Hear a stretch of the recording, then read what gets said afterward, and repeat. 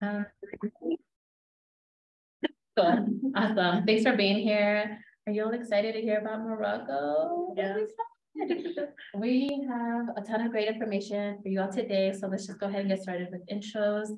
My name is Diana. My pronouns are she, hers. I'm a retention specialist in the AEC, and I am one of the program leaders for this year's cohort for our Morocco program. I'm going to pass it on to Sarah. Hi, y'all. Sarah Rodriguez, she, her pronouns. I am the assistant director at the AAC, and I also get to go to Morocco and explore education and culture with Diana and y'all if you're going. Hey everyone, I'm Nicole. I'm she, her pronouns. I'm a senior coordinator in the Education Abroad office. I'm really grateful for the opportunity to get to work on this program. So I'm here as a resource for you all if you decide to join this program to talk about the application process, billing timelines, financial aid and scholarships alongside my colleagues. And so just here tonight from the Education Abroad perspective to kind of answer some questions. Morocco's always been a dream of mine. I've never been. So I'm really excited to get to at least live vicariously through everyone who goes on this program. Oh, one day. Yes. And we also have a guest. Are you okay if I introduce you guys? Sure. We have someone who just came back from Morocco in May this last summer, with our second cohort. You just introduce yourself. Yeah, my name is Pike. I'm a poli-sci student. I went to Morocco with the same program at the beginning of the summer. So I just went through this whole process and what you guys have coming up. I am just a resource for you all. If you have any questions about the program, what it was like being a student, any questions about host families, or what does it look like from a student perspective, feel free to reach out and ask questions, and I'll do my best to answer at any time too. Just shoot me an email. Thanks, Pike. And we've invited Pike today to share a little bit as we go through the slides. So everything that he mentioned, we'll briefly talk about. And so ask questions for folks here in the Zoom call. Feel free to jump in, and Pike can share his experience. So thanks for being here. So we'll go ahead and get started. Yeah, we have quite a bit of things to talk about. So we wanted to start off with okay. Yeah, if you want to add more, sorry. So we just wanted to do just a reflection conversation in regards to just traveling abroad. So we have a couple of prompts on here. So take some time to think about what are your experiences with traveling abroad? What is something that excites you about studying abroad? And what are some fears about studying abroad that are coming up for you? And for folks in the chat, feel free to unmute yourself if you would like, or post in the chat and I can read through those. So take a couple minutes to think about that, and then we'll just share it.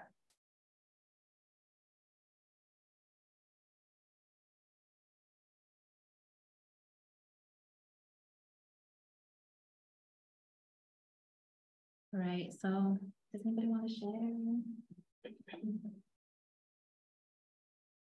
I can go. Go for it. So my name is Janet. I am a second year studying business administration with a concentration in marketing.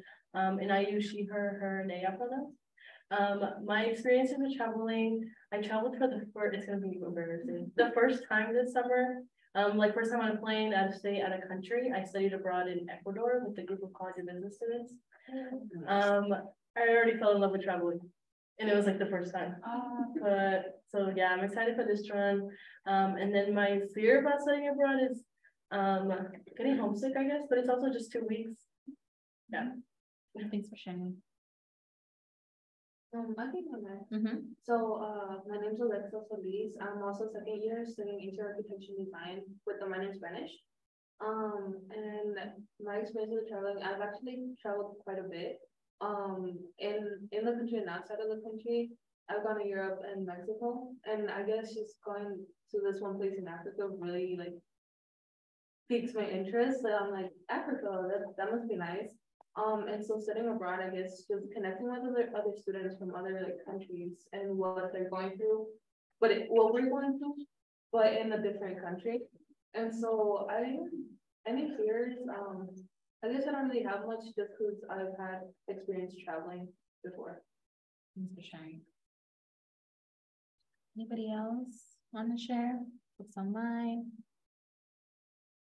I guess I can go. My name is Armando. I'm a second-year student studying business administration as well, concentration in accounting and supply chain management. And my experience with traveling, I travel now and then, like with family or like with the AAC, with Portland. That's my excitement. I just feel like learning about like something new. When you go like somewhere new, you get to see like a different perspective and just notice how big the world is. And I think it's just really cool to just broaden your perspective on things. And like, I guess my fears are just being in like a new country. I've never been to Africa before, so I think it'd be pretty cool to just, I think it'd be pretty scary, but pretty cool at the same time to just go into like a place where you don't know where you're going to come. Thanks for sharing. Do you mind if I share a little bit too?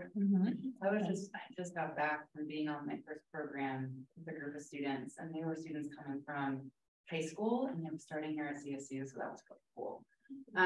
My first time I went abroad was when I studied abroad in college. And so I hadn't ever been out of the country before then. And so the opportunity to do that during like the time when we're growing so much was so valuable and transformative for me. I learned so much about myself. I really feel like going abroad like holds up a mirror to who we are and our values. And so I love that about studying abroad. I think for me, one thing that's sitting like really strongly with me was this group of students. They met each other for the first time, you know, coming out of high school, no one knew each other. By the end of the program, like one of the students like had nowhere to hold on to on the metro. We were in Berlin, and it was my first time to Europe too. So we were on the metro, and this one student had nowhere to hold on to, and all the other students like hugged the student to like hold them steady. And I was like, oh, like this is why I do this work. Like it's so great to see how close people get, in addition to learning about a different culture and gaining new perspective. So I'm really grateful to be in this field. And I still have fears every time I go abroad. I think one that always resonates with me is how am I going to show up in this space? You know, what parts of my identity, if I want to be mindful of what it means to be a US citizen in different communities and different cultures and the privilege that comes to travel. And so that's something that I always try to focus on in a new community. So anyways, so let me share a little bit. Where did you study in college? I went to South Africa. Yeah, I went to Cape Town. Yeah, it was a beautiful country. Oh my gosh, the people were amazing. I got to stay in a homestay. That's actually really cool for a few days, not the whole program. So that was really rewarding. And then my best friend when I was studying abroad, so that was cool too. Thanks for sharing, Nicole. Yeah, well, thank you all for sharing, and we'll be able to jump into like more opportunities to share where like books are at, fears, questions. So please jump in at any point. We'll go ahead and keep moving along. So, where are we going? Morocco. We always just like to give context and let folks know like this is where we're going. So, Morocco is a North African country. We're going to be going to Rabat, which is the capital. So we stay in Morocco, and it's the second largest city, second largest to Casablanca. So a little bit about Morocco. So we don't have a ton of information, but just to give you a little like perspective on like what to expect. And we have other folks in the room who can share. We only have a few things here, but kind of what to expect in regards to like your experience in Morocco. There's a combination between like modern and traditional. And so there's a lot of things that I think when I was first learning about Morocco, I was like, okay, what do I expect? I'm not sure. And yeah, it really is like a combination of modern and traditional. And so there are going to be opportunities for folks who are admitted into the program to really feel comfortable with going, with readings that we'll do. We'll have conversations like learning about the culture, what to expect. So we're not just going to throw you in there. And those meetings are intentional for those purposes to ensure that folks feel prepared, that we're really taking a look like what Nicole said, like our own like identity, what would that look like when we're there, our own biases, right? So those things are really important to keep in mind. A little bit in regards to January climate, we will be traveling in January. That's the hope. That's kind of what to expect in regards to like temperature. We just like to throw that in there just to give folks perspective. And then just some information regarding like heating and cooling in regards to just our stays there. But it's always been a really great time. Pike, did you want to add any? I feel like you have a lot of knowledge in regards to like Morocco based on your own just like experience as a student. Rabat is an amazing city. It's like big. There's a lot of stuff going on. You'll probably be living in the Medina, which is like the old city. So really just like such a cool experience. And we, like our cohort, spent a lot of time like exploring around the area, and there's a big market in the area that is really fun to look at all the things that they have there, really good food. I mean, Rabat is amazing. So I'm actually really jealous. I want to go again. Yeah.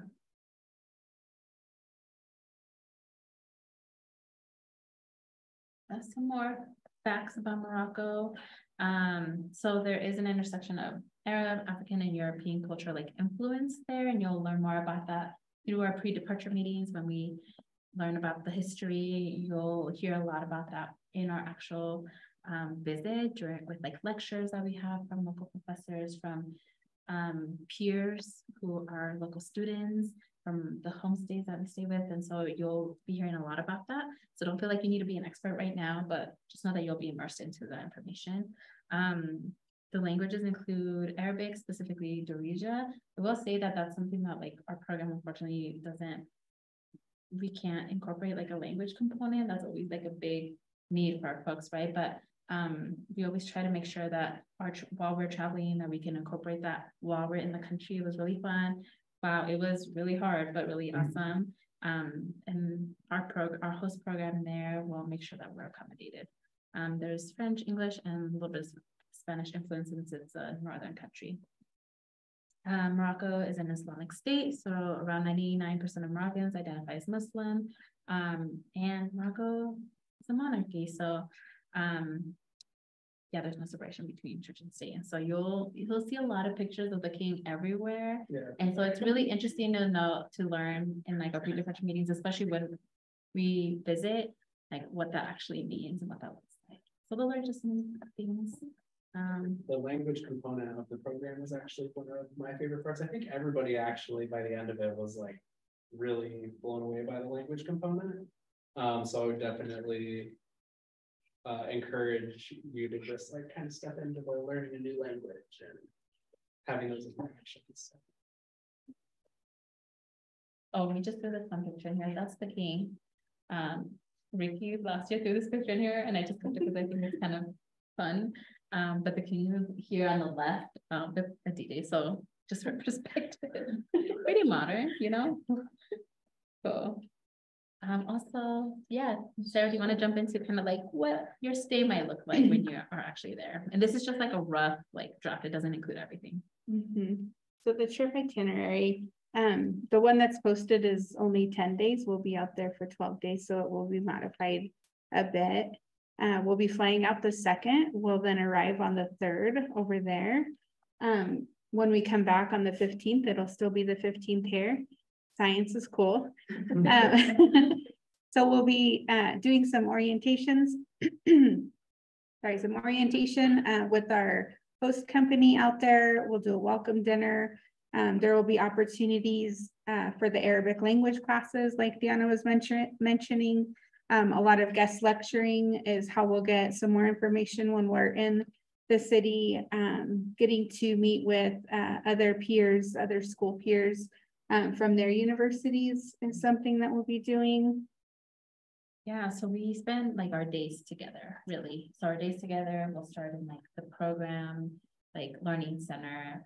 We'll always start off with a couple of classes. So it will always start out, well, this is kind of what it looked like last year, but we'll always incorporate like a language class with a professor, and that's always like a really fun time. And then we'll do like a day visit or like a small trip somewhere local or somewhere outside of the city. This year, we're just staying local. We're not doing any overnights outside of Rabat, just because it is a short program, and we want to be mindful of that. Which is why you always see that there's like a class in there, maybe a guest lecture. There's always time for reflections. Maybe we'll have lunch together. Maybe we'll give you all time to do lunch on your own. And so folks like to group up and like explore on their own and practice their Arabic. And if folks need help, right, we're always there to support. And then there's time for you all to have like your free time, right? So you'll see in here, we have a free day and you all get to just explore some like the area or go somewhere else. Yeah, so it's a little bit about like our stays or anything, Pike, that you feel like I didn't mention. No, I think you pretty much got everything. It's every day is just like a different kind of experience. So definitely encourage you to, you know, do your best to make it to like all the events, because it really gives you like such a great, like holistic experience of Morocco, because it really is just like so diverse. It's gonna really open up your minds to like what Morocco is like as a country. And then for your free days, I would encourage you to try and go see something. You know, get together with your friends and come up with a plan to go check out a site or maybe visit another town.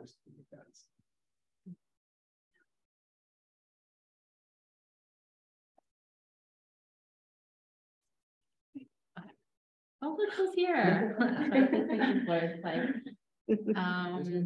So. Go ahead. Okay.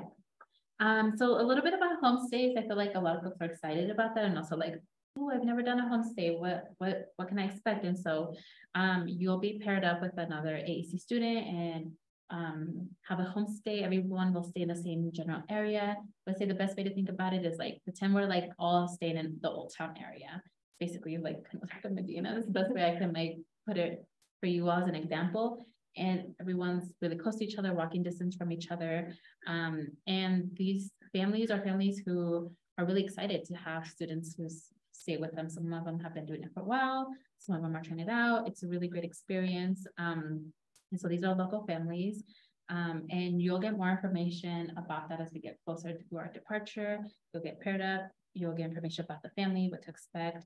You'll get to know who your roommate is so you can coordinate together, all those things. And so that's why it's really important for our pre-departure meetings for us to build community with each other so that you feel really comfortable connecting with another AAC student with a homestay. And so again, just some of the things that we mentioned earlier, most homes combine Western and traditional Moroccan elements. And you'll be surprised that like a lot of families are like multilingual, and so they'll do their best to communicate with you, and we encourage you to practice your Darija during this time. And you know, there'll always be someone in the family who can help try to communicate with you. So most meals are included. So students will have breakfast with host families before like our daily activities. Many lunches are provided. We'll always be clear with our itinerary before we go when lunch is on your own, so you can plan for that. And we'll be in an area that is like really busy with like restaurants and stuff, so that when you all are taking your lunch break from the CIEE Learning Center, which is our host program, you have a ton of options and it doesn't feel overwhelming. You won't have to take a taxi to go get lunch, right? Like you can just walk somewhere. And then most dinners are included and provided by the host families. If not, we'll do that as a group together and cover those pieces. Fun fact, Moroccans eat 4 times a day. And another fun fact that I was like kind of prepared for, but kind of not during my visit this last summer, was dinner is pretty late sometimes. And sometimes I have to wake myself up from going to sleep so I can have dinner because it was late. And so that's just like a fact, a fun fact. And here are just some photos. There's thanks Mike for letting me throw this photo in there with you and your host family. Do you want to share a little bit about your experience with the host family? So this last trip, so I've done a good amount of traveling, but this last summer during this program was the first time I've ever done a stay. So it was definitely one of those things that I was a little more nervous going into and had a lot of questions about. But it was fantastic. I mean, it really was like the highlight of the whole experience was connecting with those families. And my host mom, she was really adamant about me speaking Darija and practicing with her, and which was really awesome. But they have, you know, all these families have experience, or as far as I know, a lot of them have experience hosting foreigners, so they know kind of what to expect about like personal space and giving you your time to like process a day or whatever, but they will feed you like you've never been fed. I remember being so full. I think the first night we were there, I ate like 3 dinners. Yeah, it was crazy. Thanks for sharing. Let me pause there for a little bit. Are there any initial questions from just some of the pieces I've shared so far? Anyone online want to ask any questions? Yeah, go for it. So with the host family, are we staying with them the whole trip? Like it'll be the same family the whole trip? Oh, yes. Cool. Any other questions? Cool. Awesome. Go ahead and jump on to the next one. All right, so now we want to talk a little bit about the course. So this is a 1 credit course, and we have pre-departure meetings that are required for folks to be available for. So think of it as like being available for a class. You don't meet as often, but these times are really important in helping us get ready to go as a group. And in a few slides, we'll go over the dates so that you can start thinking about that. And so I'm going to actually have Sarah talk about this. Yeah, so we have, right, the dates set aside for our fall courses. We will distribute that. The expectation is that everyone comes to class. This is where we'll do some community building, reflection on the readings that we do, and just, yeah, exploring our identity. Some of those things so that we are mindful of that when we enter into another country. There will be journals that y'all are asked to keep while you're abroad. So we'll talk a little bit about that. And then as we return the post-trip meetings, there will be 2 of those so that we can wrap up and watch presentations. You all will be expected to do a presentation. It is a 1 credit course, so you are getting a credit for the course. And so any questions about that? Just a little bit about the pre-departure meetings. We also spent some time trying to get you all ready for like the logistical stuff. So reminding you about like, have you gotten your passport? Or like, hey, we got the itinerary for our trip, let's go over it. We'll try to make it like really engaging. I think this photo we were doing like what is it called, a Jeopardy on like everything we had gone through. We spent some time at Fort Fun together, just getting everyone ready, making sure you're packing what you need to pack. So these meetings are important. And yeah, so we have the pre-departure meetings, reading reflections during the semester, the journal entries while we're in the country, and then the post-trip meeting that will include like the final presentation. And this is a spring course technically. So in regards to like finances, that'll get added to your spring semester. And then when we get ready for like registration season for spring, that's when we give you that registration code so you have it out there. So for fall, it's just the pre-departure meetings, if that makes sense. Anything in regards to your experience with the pre-departure meetings, Pike? The pre-departure meetings are great. I really like them. It's like good lectures on just kind of getting a general overview of the country, and you do get a lot of information about like this whole process throughout the pre-departure meetings. So I definitely encourage attending them, but a lot of the uncertainty or questions that you guys might have at the end of this might very well be answered later on throughout this pre-departure meetings. I would definitely take the time to like build that community because you guys have definitely been very tight. So a lot of activities, a lot of encouraging you all to like share your thoughts about readings, questions, right? Like we'll try to make it engaging so you feel comfortable, like really understanding like kind of what to expect. Because a lot of those conversations happen while we're in the country, and it's really cool to connect those pieces while we're actually there. Yeah, so these are those dates that we talked about. Like any class, it has consistency, so it'll be on Tuesday evenings from 4 to 5:30, with the exception of the 8 a.m. Sorry about that. We'll be providing snacks so that we can get together and do some fun and some learning and some snacking at our classes. You can find those on our website as well, the dates on our website, as well as on the application. So they're pretty out there. See, the next one is the course overview. Like I said, it is a 1 credit course.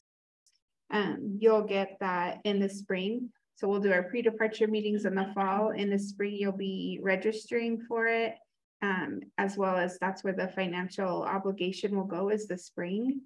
You'll also get your credit for the spring. Some objectives, some of the things that we get to do while we're out there is examine the politics, economy, history, identity, and culture of the host country. Also, while we do that in our classes, we'll be looking at our own here as U.S. citizens. Identify cultural and social issues present in the host culture. Again, looking at our own ways and the ways of Morocco. Compare and contrast educational access and the systems. and then understand goals and challenges of educational access in the local and national context, and evaluate and explain international education opportunities in a global context. So really taking it to that broader perspective. Anything else that you would add to that?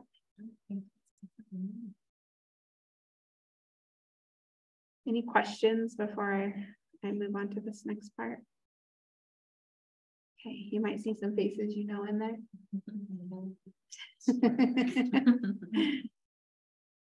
So this is our program eligibility and considerations. In order to go on this trip, you have to be a current AAC participant.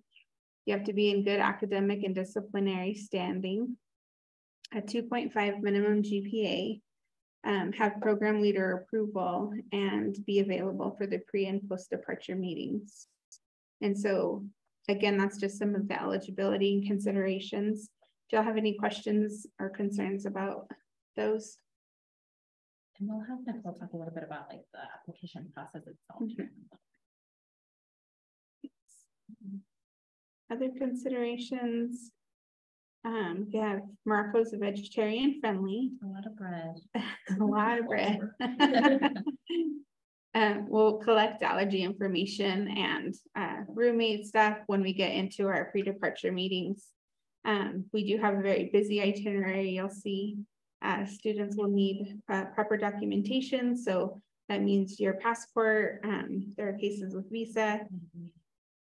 And we'll follow COVID-19 regulations from Morocco. Whoops. Yeah, let's pause there. Any questions about just some of those things? These are just like basic considerations.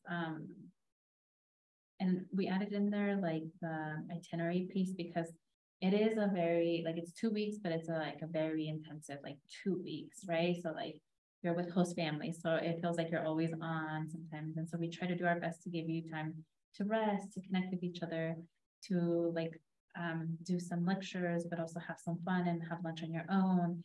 We'll do day trips. And so we want you to know that it is a busy schedule because during this trip, we want you to like take care of yourself. We want you to feel comfortable talking to your peers, to us about like support that you need. I know someone talked about homesickness, I think, right? So those things are real and we want to ensure that folks feel comfortable in this experience and know that there is support for folks during this experience. Yeah. Do you mind if I add one other consideration here? Something else I wanted to share with the last bullet point in COVID-19 regulations. Something else to consider is the vendor you all will be working with the CIEE. If you're in the program I was on just use CIEE too. Something to note is CIEE has, at this point in time, requires all students to be vaccinated against COVID-19, including the booster if eligible. So just something to consider as we're moving forward. And the exemption process looks a lot different than it does here at CSU. They're really exempt, it's very limited. So just something I wanted to put out there. If you have questions, if you need anything, then talk to us. But just wanted to put that one out there too. And then we'll keep you posted and informed as we get closer to departure about what COVID-19 regulations may shift with Morocco. As we all know, the world is constantly changing and evolving. So I just wanted to put that out there too. Any questions for these considerations from folks? Any considerations that you feel like are important to name in this space? I don't know, do you guys have like any sort of like questions about from a student perspective, like what this process looks like, what the financial aid process might look like? What does it look like eating the food? Food's fantastic. Jump into the benefit a little bit, but yes, the food, the experience itself. Yeah, I don't know. I mean, that it's an amazing experience. I think you're totally right with saying it's a packed 2 weeks. But that's kind of the thrill of being on a program like this is you get a lot thrown at you, but you also take away just like so much. So I would definitely just like be excited about it. I mean, I had the whole experience blew me out of the water. So and our host program there is amazing. Their staff is so attentive to our student needs. If students have concerns in regards to just like they're not feeling well, they work really closely with the host families to ensure students have medicine, that host families can support the student. If the student needs to stay back, they're just so like welcoming and very attentive to our student needs. So it's a really great space to be in. Yeah, we can jump into financial pieces. Do you want to go through the budget? Yeah, that'd be awesome.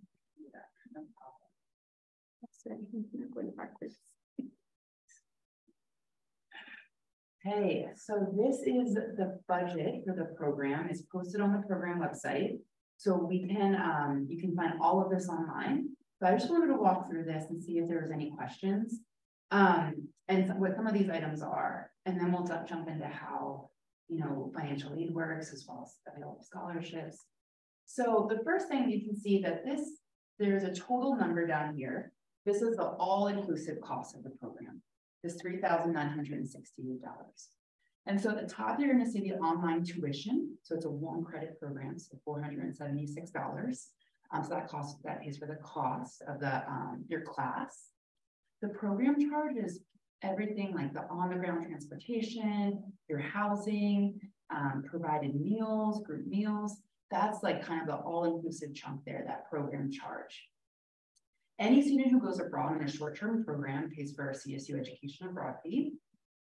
There is insurance. So the international insurance plan that you'll all be on is fantastic.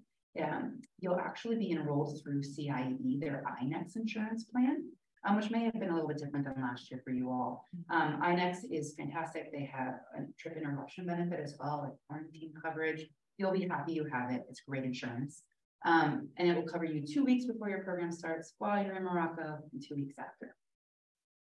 Round trip airfare. So this is a group flight. So we're going to book your flight for you. We've already, are holding a flight right now. And so the estimated cost is $1,129. And so that is really nice. You don't have to worry about booking travel. It's kind of messy right now, if you haven't heard. And so before you travel, take a deep breath. We're going to keep our fingers crossed for no delays, no lost luggage. And so that's purchased already, but that's the cost of the flight. So the billable subtotal, so what you'll be like when you get charged in RAMWeb, that is going to show up for you as $1,129.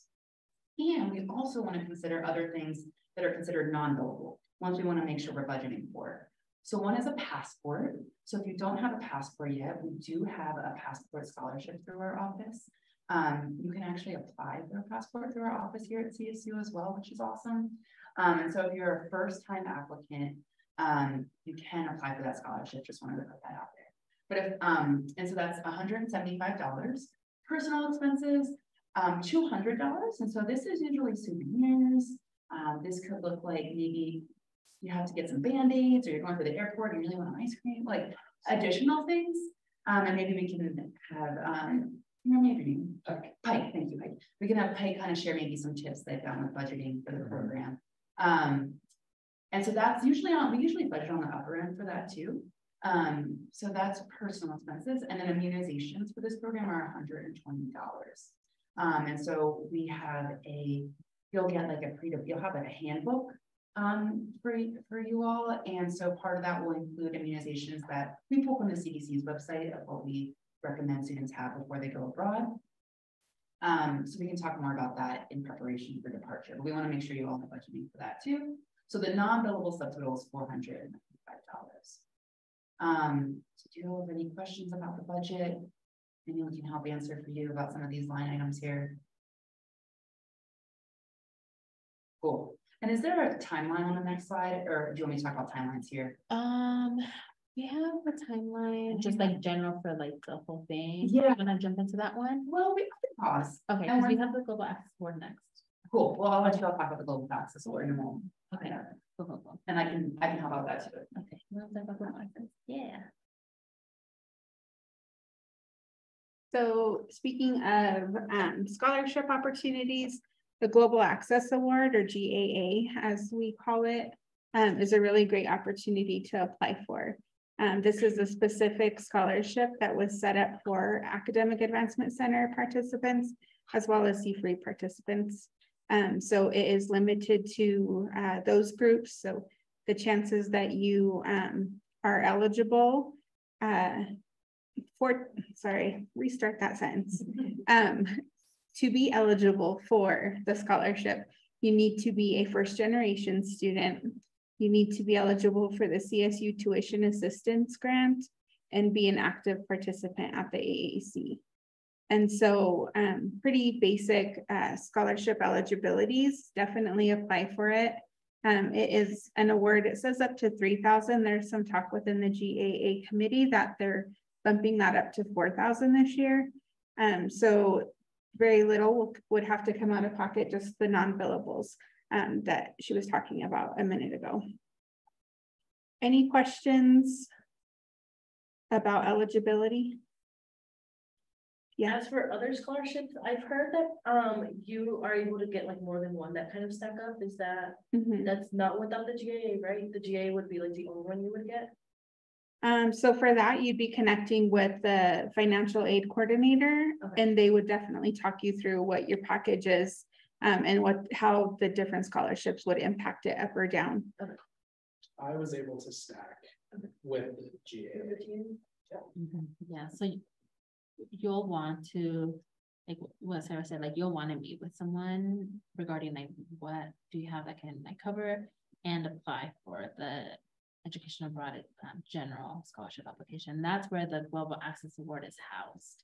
So you have to go through that application on the education abroad website, not through the AAC. It's one application that reviews you for 26 different scholarships.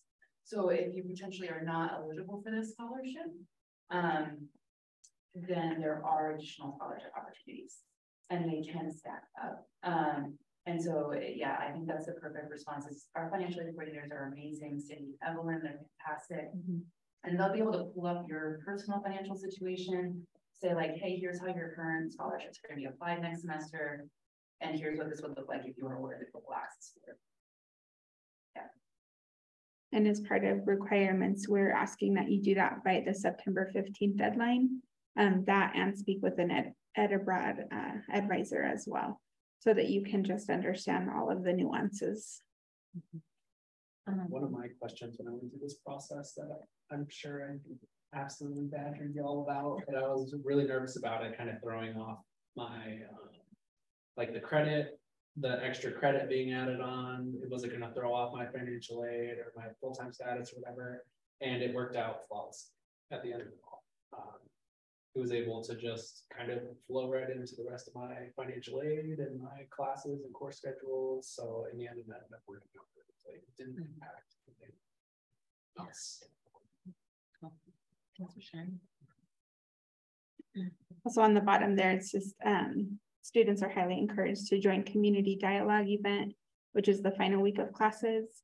That is where students come together and talk about their abroad anticipation, right? So coming together and seeing, right, you're not alone in these feelings of like, oh, what if I'm homesick, or what if, right, all the different things that our minds can conjure up. The Suitcase Stories event is upon return from the program, and then that's where you would share with others that went on different abroad trips about your experiences there. And this is for folks who are awarded, so you'll get that information. The next thing is the important dates. Is this what you've been looking at? Yes, this is beautiful. Okay. This is great. So I can kind of walk through this one. So we've got our program application deadline, September 15th before midnight, 11:59 p.m. And I did email some of you that have already applied. And there was an error in my email about the the scholarship deadline. So making sure to also get your scholarship application in by September 15th is important too. So I'll make sure to loop back that around to anybody who did receive my email. So September 15th is the big D coming up. And then cohort announcements. So they'll do acceptances and you'll receive an acceptance letter on the 16th. And so this is what's really helpful to know too, is you're going to have 2 weeks to decide about committing to this program.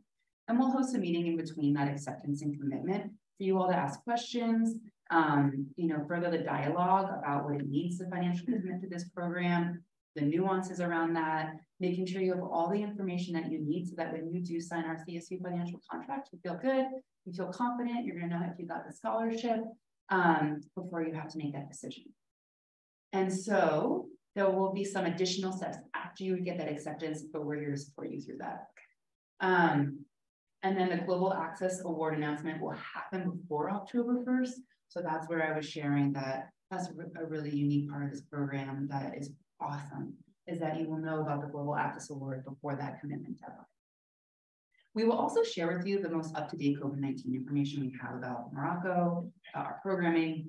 We are still in a pandemic and all countries are responding differently. And so we'll want to stay in touch with that, keep you all informed, and I'm here to help you with that. And then we'll have our first pre-departure meeting with all accepted students on Tuesday, September 20th. Sorry, I went backwards. Oh, that's okay. I know it's kind of formatted here. So here's the arrow. Follow the assume on 3 times. So September 20th will happen before the September 1st. So just know that we have these steps in place so that you all still have opportunities to ask questions, learn. This is also a great time to meet the potential cohort of students that you're going to be going with. So get excited about that. And then you'll be billed in the same timeline that you would for the spring semester. So that's something to consider as well, is you won't have to pay for the program until you're prepared to pay for the spring semester. All right. Anything I missed here? Cool. I think it's important to see like the quick turnaround between like the September 15th deadline to hearing back from us on the 16th, and then that, which is a Friday, and then that following Tuesday is that first pre-departure meeting, like Nicole said. And so it's good to have these dates already in mind. And that first meeting, like Nicole said, will be with everyone who's been accepted, but not everyone in that space will commit, right? So that's this time when we're like introducing you all a little bit to like, okay, these are next steps to consider.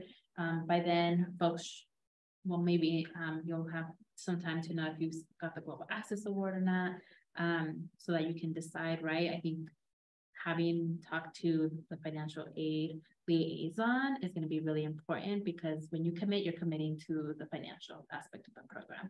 And so if you don't know if you have the Global Access Award yet, right, like that's why we're letting you all know ahead of time before the commitment deadline, so that you have all these things in place to make that decision. And then after the September 20th meeting, I think the next meeting, which will be like 2 weeks from then, will be with the final cohort. It'll be the folks who have committed to the program. But this one's still required. Yeah, any questions there? It's a quick turnaround. Yeah.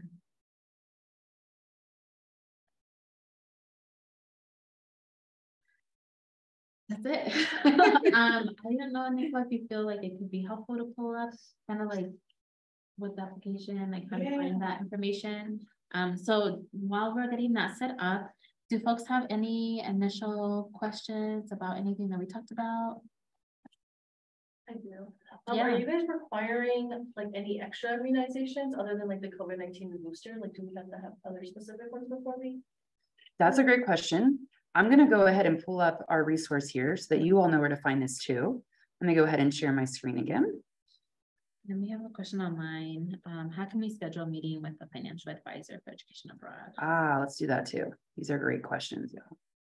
Okay, so the first thing is, so you're going to be able to see what vaccines are required to get in Morocco. So any vaccines we require is going to be either because you need them for entry into Morocco, or because the vendor CIE is asking that students are vaccinated with that. Thanks. Let's see here. We're gonna get this figured out.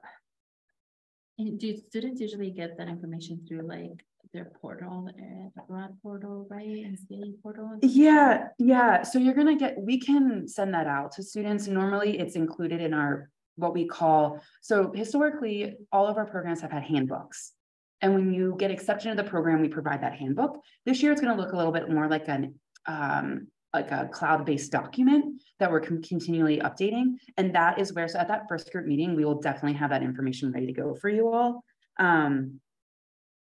This isn't sharing. Let me see if I can just like move this over. Cool. All right. So we're gonna look right now where Morocco is. Just type in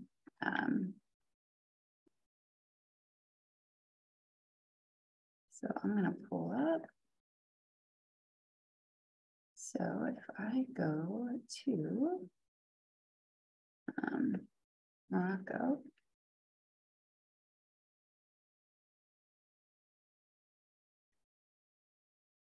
Huh. 1 second, I just want to look this up while we're all together. Travelers Health. Where are you going? And we're going to go ahead here and highlight Morocco. Because one thing when we travel, what's really helpful is starting to get used to using the resources we have along with us here at the university. And so this is where we pull it all and where we're going to provide that information for you all. So let's see. So here we have routine vaccines, COVID-19, as well as hepatitis A, hepatitis B, measles, rabies. And so we'll go through this, and I don't know, Diana, if you remember what you needed, what was required last year from CIE. I'll have to look back and get back to that you all with exactly what CIE is requiring. But these are what's recommended for students. You can get a lot of these at our CSU Health Network if you are on CSU's health insurance.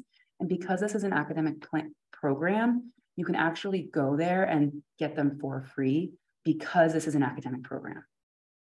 That was the last I heard from the health center, but some people are not on the CSU health insurance plan. In that case, you'd want to work with your provider to see what could be included. And I can help support you in finding travel health clinics. But I'll get back to you all with specific information about what is being required at this time. But I just want to let you know this is where we pull our information from. So stay tuned. I can reach out and send a follow-up email. And then the second question was regarding how to make a meeting with the financial aid coordinator. So I'm going to go back to our homepage here. And if I go to, so this is our Education Abroad homepage.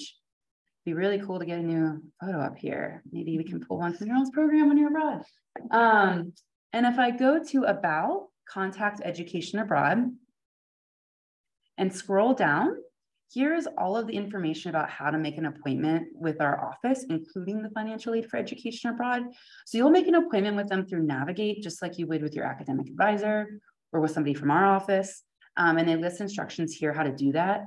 They host virtual and in-person appointments. And I really highly encourage you doing this as soon as possible. They're booking up and we'll always make time for you. And so if for some reason you go into Navigate, you can't see an appointment, there's nothing available before September 15th, go ahead and email special programs and they'll get something scheduled for you. And then you can also schedule an appointment with myself or any of our Education Abroad team through one-on-one advising appointments. I also have open advising on Thursday mornings. You're welcome just to come in, but we have multiple open advisors. Mine are just specifically on Thursday, but you can come in at any of these times and you don't have to worry about scheduling an appointment. So you can want me to put this in the chat? Yeah, that's helpful. That'd be awesome. Thank you. Let's see here. Another thing to start considering right now also is if you have a passport or if your passport is about to expire. I believe it was like, it has to be 6 months. 6 months after our actual trip.